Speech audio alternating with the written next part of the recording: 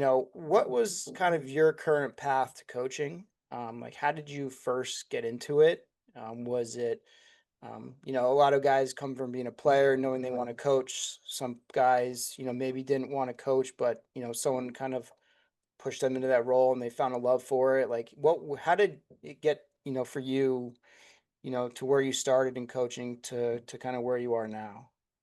Well, I was lucky, to have some really good mentors on the way through, and my high school coach in up in Syracuse was an awesome leader. Tom Acey was a terrific coach. He's one of the winningest guys in New York State. And seeing the way he dealt with people and how he led our program. I always thought, man, it'd be cool to be a coach, no matter what I get into professionally. And then when I graduated college, I had some really good mentors in college too. My first coach, Mike Two, was only there for 2 years, and then we had our second coach, Pace Kessenich, came in, and he was terrific, and both of them were great. I got to see different styles of leadership from both of them. When I graduated, I was like, man, I all these years of lacrosse are done now. I'm playing a little bit of club and this and that. And I said, forget it. I can't, I want to stay involved. And so I started coaching at my old high school early on, coaching the JV team, helping out there and being a part of it. And then I was able to get into some prep schools in New England and have some opportunities there. And then that's when I met your dad at my second prep school where I worked. And he was a terrific mentor for me, learning how to, just, think differently about the game and be a better instructor and just teacher of the sport. And so those three guys, or four guys, from my high school to my college to Ted, Coach Garber, were just terrific guys that helped me along the path of getting into coaching. So it really started out in high school, and then in high school some more, and then college. While I was coaching college, I was also in some high school. I was also doing youth programs, and which I found a lot of fun, challenging, but a lot of fun. And then, as you said, I was able to really develop into some opportunities with the pro teams and then in college. So I've seen, the littlest guys from kindergarten all the way to the pro guys who, in some stages were older than I was, and really got to see it at every level. And I just love it. I love it. So even though I'm not in college coaching anymore, I still coach the high school and help out with the youth programs around here on the club level and the high school level. So I guess what got me into it was some great leadership as a youth and a high school player, and then wanting to bring that forward and continue the path that they put me on. Yeah, that's great. And kind of to build off of that, like you said, you've coached at every level, the youth, the college, all the way up to the pro. Um, how do you think the kind of the player development or the approach to player development has evolved? Because, it's interesting to kind of just see, especially at the college and pro level now, how a lot of players, the game is a little bit more strategically different. Like the foundational pieces of it are still the same, but you see a lot more kind of, box style, playing in tight. And has that, because I know from my perspective, like, I never thought that like, oh, you have to learn how to play box, but there are a lot of tools from the box game that I think can really benefit kids. And, I wasn't really exposed to it growing up. I was always exposed to field. But as I graduated UMass and, I got brought to the NLL draft, combine, and it was a rude awakening for me because, like, yeah, I know lacrosse, but, I'm playing with guys who have played a different style for, many years. And, I kind of picked it up quick, but I wasn't good enough to make it, at that level in those guys. But, I could see from a development standpoint how from a coach, how we can start maybe a little bit of that more at the youth level through high school and college. So has that changed for you at all, your perspective on how you would approach teaching? Or is it kind of, we got our foundational principles and, we want to stick with it? I think the answer to that is yes. Yes, yes. There have been some changes and evolution in some of the things that I teach, but I think the foundational principles of all the skills that you're trying to impart on the kids are pretty much, are pretty similar. I mean, I remember from the earliest days of playing lacrosse, everything was, keep your stick by your ear and everything's in tight. And now you hear everyone espousing all the benefits of box, and some of them being, well, everything's in tight and people are crisp with their stick handling. Well, I remember that in the 80s, people talking about having to keep the ball in by your ear. So I think some things have changed, and strategically in some of the ways that you do things on the field. Everyone talks these days about the doing things in pairs principles and stuff like that.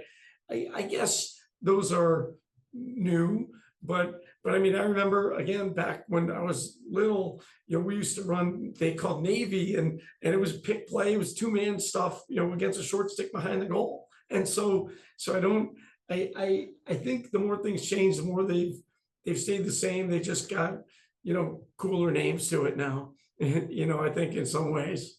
Yeah, you just put a label on it and it sounds different. But and I Yeah. think to your point though, I think like the sticks have changed so much too. And like, when I'm teaching a kid how to like, properly exchange hands like on a split dodge, I'm explaining to them like, you want to keep that stick up close to your ear, and close to your face, because that's how you're going to protect it. And then they kind of look at me kind of like cross-eyed because they're so used to cradling like low, and it's like, Yeah. but Yeah. I try really hard to try to still, kind of think about those principles with all age kids, youth, high school, just, like you said, I mean, perfectly, like, yeah, I mean, growing up, like you keep the stick by your ear, right? Like my dad taught me, when you're doing a roll dodge or rolling away from a defender, like imagine there's a stick from your string to your chest bone, and the stick stays in between your shoulder blades, right? And that's how you protect the stick. But, everyone teaches like swim dodges and underneath, and while they can be useful, I think it's just sometimes, we going back to the foundations is probably more important than ever. But For and sure. with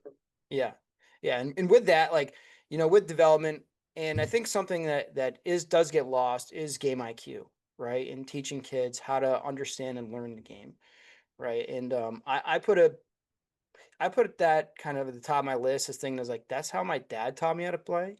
He taught me how to think without the ball, or think with the ball, in the sense of like, what am I going to do with it to help my teammates out? And a lot of that I feel like with the club and the individual type tournaments where kids need to showcase, like you kind of lose a little bit of that. But are there certain ways that you try to incorporate game IQ, whether it's understanding your opponent if you're going one on one versus like understanding a defense and where the slides are coming from? So, if any kind of concepts or drills that you really like that kind of help with that. Well, I echo one of the things, that I learned from your dad, that and I say it to our guys all the time. I say you shoot to score, and then the guys will be like, yeah, we know you pass to win. And but it becomes a thing. I'll say, hey, shoot to score, and the guys will say pass to win, and we break it down, with Yeah. our offensive guys at times. And we just try to echo those lessons. When you get an assist, two people score. And the guys, yeah, the kids bust my chops, and yeah, and we know, but it's important. One of the things that we track at our school, and we make a big deal out of it, or try to make a big deal out of it, in terms of its importance, is what we call a Gretzky. But it's so Gretzky's got 1 billion points in hockey, and about 2/3 of them are in assists, right? And Hmm. so we call it a Gretzky, and we award it and track it during the year, for who got the double assist. And so if you Right. created the play and then moved it to the other kid who scored a goal, it was a Gretzky, an assist, and a goal that I marked down during the game. And we talk about the value of we want to be 2/3 of our goals we want to be assisted, and we track that during the season, game by game, and throughout the year. And it's not always perfect, but we track that statistic to reinforce unselfish play. And then we want about half to a third of our goals, if we can, to have Gretzky's attached to them. And so hey, how are you playing? Are we playing unselfishly? And statistically, we track some of those things to try to reinforce those lessons to the guys. And I think that that's very important. And we make it, or I make it a big deal of trying to celebrate the kid who gets a Gretzky when he's coming off the field, because I know a good college coach watching a game knows, other coaches know, but the casual fan might not understand that.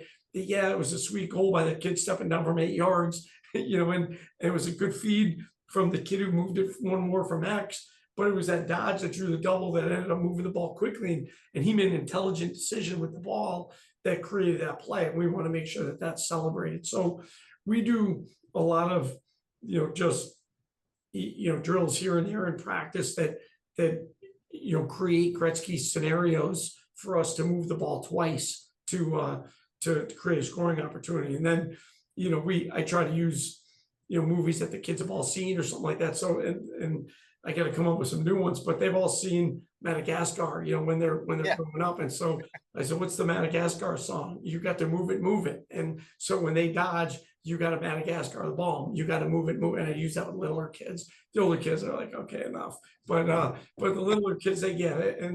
And so we do a lot of things to reinforce in whatever drill that we're doing, those principles of making the extra pass and creating assisted goals, and we track it and celebrate those things, daily to try to reinforce those principles. And I look at our team last year. We were one of the best offenses in the state of Ohio last year. We were very lucky to have really good personnel, but we scored, I want to say it was 328 goals in 22 games, and I believe we were north of 200 assists on those goals. So we were just, I think we were at about 65% assist rate. So we track those and track them, and I want to say we were at about 80 or so Gretzky's. So yeah. It's important for us, and the kids know that if they get a Gretzky, it's a big deal. No, I love that. And especially like at the younger levels, as kids are growing and developing, because I have a club team, by me that I work with that are mostly middle schoolers right now. And, I coach at the college level, and no matter what level I'm at, like I just keep reiterating to the guys who are Dodgers, right? And you probably remember this too. Like my dad always separated, initiators and reactors. Yeah. Right. The initiators are the guys that, are able to kind of create that offense. The reactors are the guys that are the finisher, who can finish, who can move, who know how to like use spacing and all that. But like, I always keep reiterating, like, just because you're dodging doesn't mean you have to take a shot, right? If you draw a slide and you move that ball and you got the defense in rotation, you've done your job, right? Now it's up to the team to make that next one or two passes to try to get that shot in the Gretzky assist, right? So, I think that kind of is something that I really try to keep portraying too. And I love the Gretzky because, it really, that vocabulary, it really keeps kids on their mind, and, you shoot to score, pass to win. So I think that's great. And, you're wicked close to your goal too of, your amount of assists to goals, which is incredible. So it's good stuff. One of the things also, Brett, that we do with our guys is we have the Dodgers. So it's kind of like initiators and reactors. We have guys who dodge with the ball, but then we have some off-ball guys. And I think someone posted on Twitter the other day, and I'll forget who it was, but they were talking about Xander Dixon, who I think is outstanding. And all he is a crease guy. Well, he's dynamite. He's dynamite off the ball. And we talk to our guys about dodging without the ball. Are you dodging without the ball? Are you occupying your defender off the ball? And so we've at least one or two kids who are primarily off ball guys. They're, the first, what do they say? The next unassisted goal they get will be their first one, but it's, they're moving constantly off the back of off of the back of the helmet of their defender and dodging without the ball, so that we can get assisted goals off of not even drawing a slide, but off of great dodging without the ball. So, we try to dodge with the ball, dodge without the ball, and we try to reinforce those aspects of individual development as well. Yeah. Yeah. And, with all your experience and all the players that you've coached, do you think about like the common threads that you see in how these players develop? Like are there certain kind of pathways that you think really help kids, take their game to the next level? Because I think what, separates kids, from, really loving the game to taking it to the next level, if they want to, is kind of that work ethic, but they have to have some form of, coaching or kind of model of like how to get there. Right. And I talk a lot about, at the club level, being a place where kids should get development, because their high school seasons are so short, right? I mean, you're Yeah. probably going to get some development at your high school team and whatnot, because, I mean, just playing up here in New England and like the private school, like it's a super short season, and,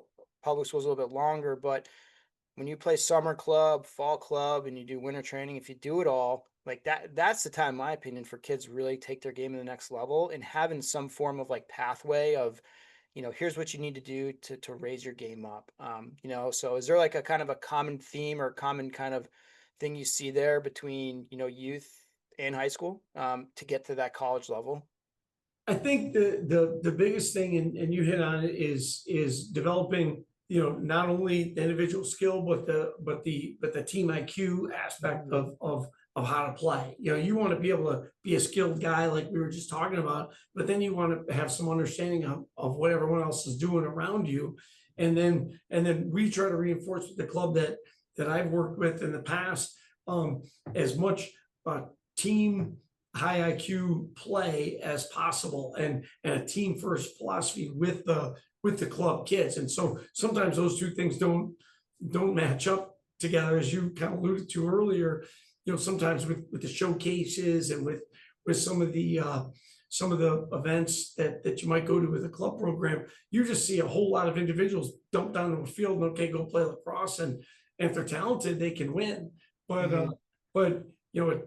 talent is, and I think it's probably, I heard it from your dad too, but a team of talent doesn't beat a talented team all the time, and more often than not, the team that plays better together is going to be more successful. And I would point to my summer team this past summer.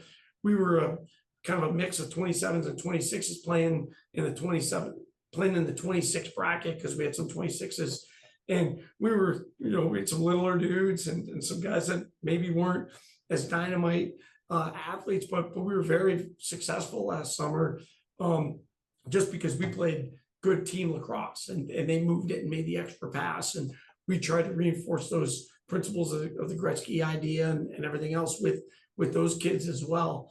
And so I think one of the common themes, from the youth guys all the way up through the high school, is just really reinforcing that it's one guy or it's one ball and six guys, and you're not always going to be with the ball. Let's develop off the ball intelligence as well. And so we do as much as we can club wise and with the high school to drill those things as we can. A lot of small sided stuff, a lot of small sided unsettled to get the guys moving without the ball. One of the things I teach the kids all the time, and it's just 6 words. It's draw, drag, reverse. That's what you got to do with the ball. And it's actually draw, drag, distribute, but you teach it with the younger guys: draw, drag, reverse. Draw, drag them for a step, and then reverse the ball or distribute it. And then we teach the guys off the ball, they have to curl, flash, finish. And so if you're behind the ball, you have to curl. If you're opposite the way the ball's moving, you need to flash to the pipe. So curl, flash, finish. So I'll say it, and I say it over and over again, so the kids are, okay, enough. But draw, drag, reverse, curl, flash, finish. But we did with our 31s this summer, we did some drills from the side, 3-on-2, from the middle of the field, 3-on-2, from X, 3-on-2, that just reinforce the idea of draw, drag, reverse with the ball, or draw, drag, distribute, and then curl, flash, finish when you're off the ball. Curl, flash, finish. Who's the curl guy? Who's the flash guy? And then finish, not shoot. Curl, flash, finish. You got to be a good shooter inside. We would do that over and over again from different areas on the field, just to reinforce that good off ball concepts with the guys, and reinforce unselfish and making the extra pass. And if we did that, they're pretty unselfish and pretty smart, and we're pretty successful. Yeah, no, that's that's great. And I think those small sided games and situations, go such a long way. You take small slices and you kind of really break that game down. And I think that's important, really like what you're trying to do is, get players to think without the ball, not just with the ball. Because even nowadays, like even if you watch a lot of college games or high level high school, there's there's no like sets really, right? I mean, they're all spaced out. They know where their teammates are on the field, but they're playing off each other, right? They're feeding off where they're dodging. The off ball guys are moving based off where guys are attacking, right? And it's really fun to watch because it's really unpredictable, but it's because those players have such a strong IQ of knowing how to move on the field. I mean, because as much as, we want to yell on the field or yell to the players on the field, like they're not going to hear us really, I mean, at every level. I mean, there's only so much they can hear, especially when they're on the far end offensively, right? Or even defensively, if a kid's, attacking a player really hard, or, like their mind's there. So I think like empowering those players to learn that piece of it goes such a long way. And I think that's like an important part for us right now as coaches is to really keep enforcing that, because I do think it has gotten lost a little bit. I think it's starting to turn, especially out here. I can't really speak for Ohio lacrosse, but, out here it's New England, you have pockets, but, you know, really educating kids and teaching kids how to not just to be like a ball player and really be an off ball guy and team guys. Like the small sided games are great. And, Yeah, through the lacrosse drive that I mean, I try to showcase as much of those because I think they're so helpful and tools for, from anywhere from like a second or third grader all the way up to college. I mean, yeah, I did them at UMass. We did small sided stuff all the time. Just you kind of keep it at, you keep it in that realm, and you learn and adapt to those little nuances in the sport because it's like controlled chaos, the game. right, right. Um, but no, that's great. I mean, and I guess with that, we're talking about club and youth and, especially out in Ohio, what do you feel is like the current state of the sport? I mean, I think with the rise of the PLL, and the MLL, I mean, there's a lot of good things that have come from it, from exposure and getting people to engage with it and kind of learn the sport. But high school level, youth level, it seems like things are growing steadily, but there's also kind of this, confusion and not knowing what's going to happen with college athletics, with certain programs. I mean, I think the athletes are better than ever and it's a great product, but just like the current state of the sport, from, I guess, from a lens in Ohio to like a national lens overall, what your thoughts are. I think where we are in Ohio is very healthy.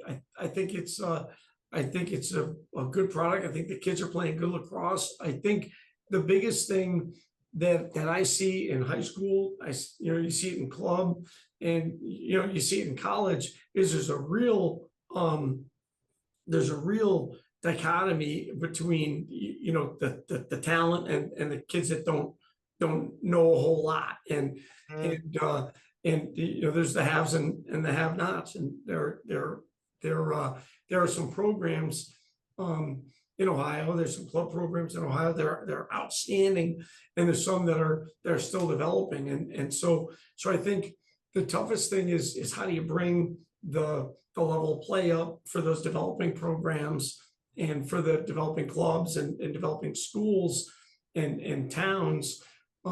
And one of the biggest things I think I've at least noticed is in my area is the towns that seem to have second generation lacrosse families are Hmm. kind of have a head start because the dad might know a little something, or the mom might know a little something about lacrosse with their child while they're bringing them up.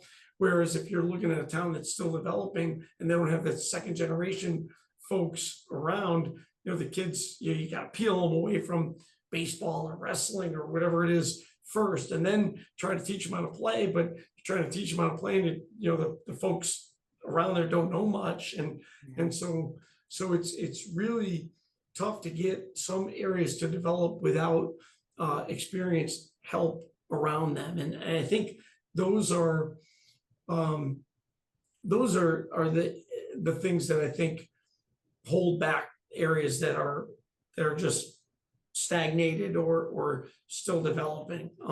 Is just exposure. Hmm. And that's it. If I use football as an example in Ohio, everybody's a second, third, fourth, fifth generation football guy here. The football is outstanding, and Yeah. and I don't know if you put a football team of Ohio kids across from a football team of out somewhere in Connecticut, if necessarily they're better athletes. I think they're probably better across the board at football. And Hmm. and I think you put a team full of kids from Connecticut out against an average team of lacrosse kids in Ohio. There's just more exposure. Are they better athletes? Probably not. Just more exposure and have a little bit more development just because of their experience with it. So I think that uh, growth of experience in developing areas is the thing impeding those programs from becoming better. Hmm. There's a town near us that is a community very much like the one I live in, but they've stagnated. They're not taking off, and the populations are it's a similar school, similar town, similar kind of athletes, and they don't, but I don't think they have second generation guys, or at least first generation families of lacrosse that are reintroducing it uh, over and over and over consistently with the kids in the area. I don't know if that makes sense or not, but Oh, it but does. it's a very similar town, and just our town, fortunately for me, is pretty good at lacrosse, and this town kind of in Northeast Ohio is very similar, and just is not taken off. And so I credit a lot of that with the the leadership at my community lacrosse program and their experience. The gentleman who's the head coach, Coach Gregory for our local school, his dad played, lacrosse at, I think it was Wilbraham Munson, and back in the '60s or whatever. So he knew about lacrosse, and so it's developed here. So I think that's one of the biggest impediments is just having areas where there's folks with experience to help it Yeah. develop. Yeah, and I totally agree with you, and I think you're spot on there because even by me, like I've started working with some of the towns around me at the youth level and the rec levels, and there's so many passionate people and parents that are there trying to make it happen, and a lot of the coaches, are those parents who don't really know the sport, but they want to make sure their kid has fun and enjoys the game and learns something, right? So I think like how can we coach those coaches, and help them, maybe just understand like how to efficiently like maybe run a drill or run a practice or whatever it may be, just so they can kind of make it a good experience for the kids too. And not that they're not, but it's I think when you have like those volunteers that, just want their kids to enjoy it and have fun, like they're think we have to do a better job as a community of like helping kind of that develop, like coach the coaches, coach the parents, and get them to understand, the sport. Because I mean, like you said, like there's fourth, fifth, sixth generation football families, Right. but lacrosse, especially in New England, like I mean, it's not that, not that old. I mean, when we first moved here in the mid '90s to Connecticut, and there was a youth program, but it was three different towns working together, and we played like a few games. It wasn't a lot, so that's when I was a kid. But it's just you want to make sure that whatever support that you can give these towns, because I think that's where it goes. Because the only other option for kids is club, and Yeah. I think sometimes depending on where you live, like if you want to continue playing club lacrosse, it's like a 4 or 5 thousand price tag, for a Oh, year, yeah. and it's like you're either gonna, the kids. There's only like a few things that can happen there, right? The kid can either, yeah, all right, do it, and something good comes out of it. They get cut, and now they're bummed and they're 10 years old, or they just quit playing, because they can't afford it. So and like all their friends are, kind of doing it, but they can't. So I find club to be like a really interesting, model in our sport where I think that there's a lot of good that comes from it, but I think we also at the club level have to have some kind of responsibility of building some kind of foundation to give, like you alluded to earlier, like all the kids an opportunity to continue playing, right? And not just like that top tier, not just those Yeah. kids that think that they are A players or they are A players. Like we have to do a better job of giving resources to those families and players who are that C or B level that really just want to continue playing, have fun, and find the coach that can and find a program that can help them, get better. And Yeah. it's tough. And as a college coach, pro coach, high school youth, like, I mean, I'm sure you believe in the multi-sport athlete too, right? But do you see a lot of that happening on your end with club out there? Like, are there a lot of kids just focus on lacrosse and maybe dropping other sports, or vice versa, like dropping the cross for just another sport? Because I think too that impedes the development as well. Yeah. It's funny, yes, yeah. Recently, Mm, I've seen more kids in my son who's a 2027. More kids in his grade have kind of dialed in to just lacrosse and have since the beginning of high school or and really just become one sport athletes more than my son who's a 2023, my oldest one. And mm, there were more kids in his grade that were playing multiple sports. So even just in a small window of 5 years, 4 years, I've seen that transition a little bit mhm. with with the kids around here. That's not to say it's all of them, but it's a good, I'm seeing it more. It's more anecdotal than I don't have evidence of that, but it is disappointing because I think playing the other sports helps. And I don't think I'm going on a limb. I think a lot of people agree. Playing other sports helps. It helps them to learn other skills. It's fun, and not for nothing. It's a really, I think, good way for them to adjust to different roles on different teams. I Mhm. always thought, just with my kids, themselves, in lacrosse, they were pretty good. They were among the better dudes. In football, they were all right. They're one of the dudes. Yeah. In basketball, they were not. They were a good teammate. And I thought them in basketball, especially growing up, it was good for them to learn to be that teammate that's cheering on their buddies and being supportive, role player in practice and then understanding, their responsibilities as a leader in another sport. So I don't think I don't think they've gotten any lasting harm from being a role kid in basketball, not being the best dude, and Yeah. I think it probably helped them. So I think the more that we can encourage kids to play more sports, the better it's going to be. But I think there's some responsibility for the club guys and the college guys, who I think sometimes talk out of both sides by saying how much, yeah, it's important, you should play other sports and all the rest of it. But then if they're not at 5 different prospect days and 3 showcases in the fall, well, we can't look at you. Yeah. So I think there's there's some of that as well. Yeah. I, for one, have seen kids dial into one sport more than in the past. And I think it's a shame because there's some of those kids are really nice athletes, probably could help some of the other sports. So, Yeah. I mean, I just know for myself, like playing soccer in the fall, like really helped me understand a lot of spacing, right? And mhm, carry over that with lacrosse. You know, I played soccer since I was a kid. I think every kid plays soccer. But like I stuck with it all the way through high school. And, you know, hockey kind of, gave me that kind of small battle type feel of like knowing how to like play around defenders.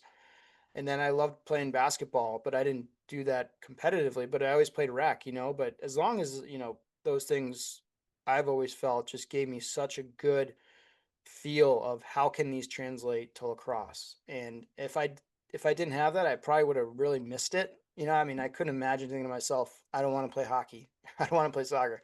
I couldn't, I couldn't, right, I couldn't imagine it, especially as like a teenager. I was like, it was like, right. it's like all I want this to be at this point in my life is fun. And then, I've told the story before, but my senior year in high school, it was like I played soccer, hockey, lacrosse, and they're like, we should suggested that I stop playing hockey because there's a lot of injuries and whatnot. And I just kept thinking to myself, this is like my last year to play competitive hockey of my life. Especially with some of my best friends. I was like, I understand the risk. I was like, I can't give that up. And that's just me. But like, I just know like there are a lot of kids now that just don't do anything but lacrosse or don't do anything but Right. soccer, whatever it is, whatever your sport is. I just think it's a detriment because I feel like youth sports should just be about having fun, development, um, you know, life lessons, you know, and not Yeah. necessarily about, the accolades you may receive in that Yeah. manner. So I I totally, worry, I worry about some kids, you just playing the one sport, especially as early as, sixth, seventh grade, yeah, don't they get burned out and bored yeah, with just the one thing? I mean, yeah, I mean, maybe they don't, maybe, I don't know, and they're, the kid's driven to be the best at, whatever, but the kids that only play one sport, I always worried about that. yeah. And it's fun to play other things and do other stuff and be involved with different groups on different teams and different people on different sports and, and it's should be part of their experience. Yeah, and you kind of alluded to it too. As a coach, I've known players that um, have done it all. Every prospect day, every showcase, right? Yep. All the club stuff, because they desperately want to get recruited and go play, let's just say high level Division 1. And it doesn't happen, and they end up just going to college and they don't play lacrosse at all, which is fine. But you spent all that time and energy, pushed into something because you were told you needed, right? And and I think like you're talking about how like we have to, the the clubs and the colleges, like we have to kind of keep that stuff in perspective for the families too, because like you shouldn't be going to 10 showcases a summer and burning yourself out, because if you get burnout then you're you're going to be toast pretty quickly. So but Yeah. it's yeah, it's interesting. And I think now with just the way that the college landscape is, it's harder than ever for kids to really and there's more opportunity than ever too, right? I mean, it's just there's so much out there. It's like how do you take that pathway?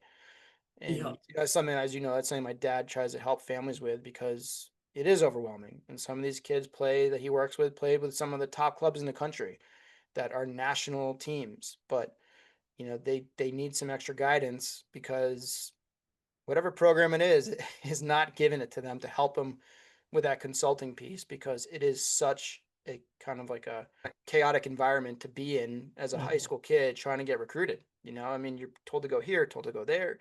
And when I was in high school, it was a little bit different. It was a lot different, but it's just I almost feel bad for these families because there's so much pressure put on them in some ways. oh, oh, yeah. You know? And it's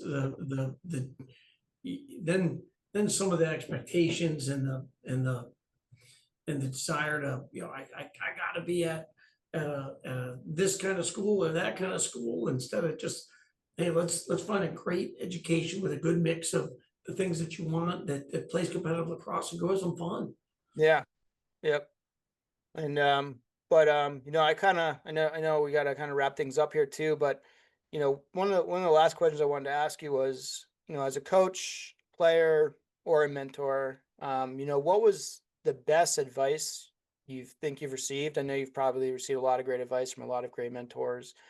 But is there one piece of advice as a coach, of coaching the game that really sticks out? And if you were to give some advice to like a high school coach, in the sense of like, whether it's culture or, program development and whatever it may be, like what would you kind of say to that person if they're looking for guidance on how can I really help my players or put my players in the best position possible?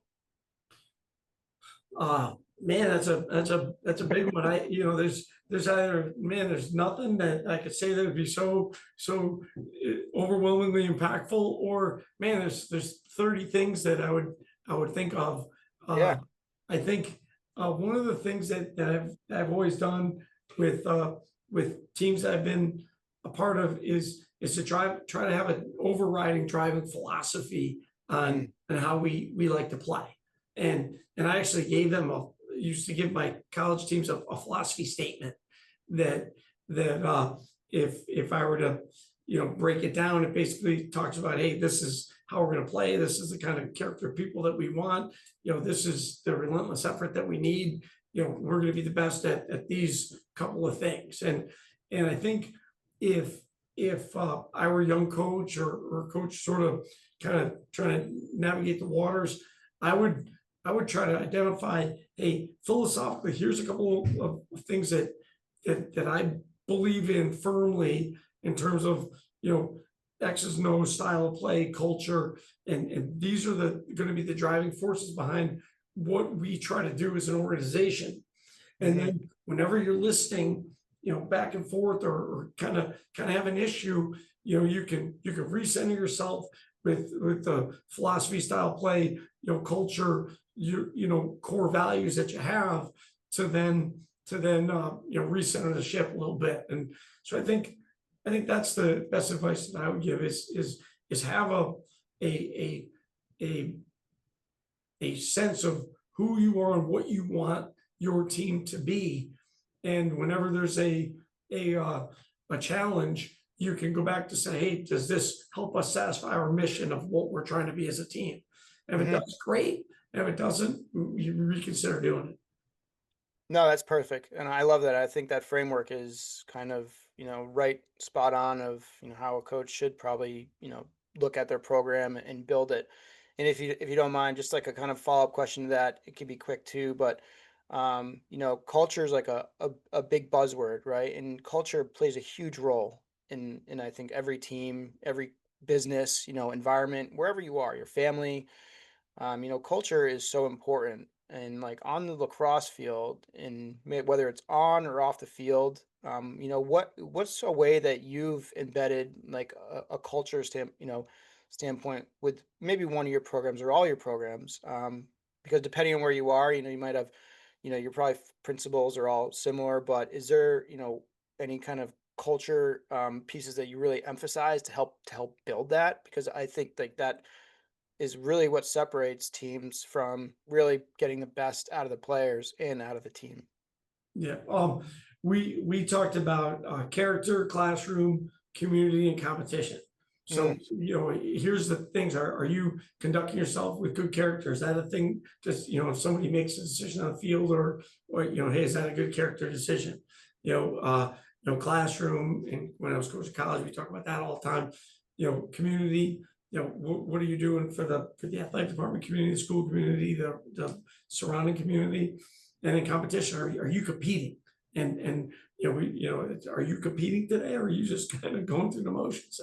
And so those are the things that we identified as our driving forces behind culture, mm, and then we would bring them back up if and when need arose. yeah. No, Arose, that's excuse me. great.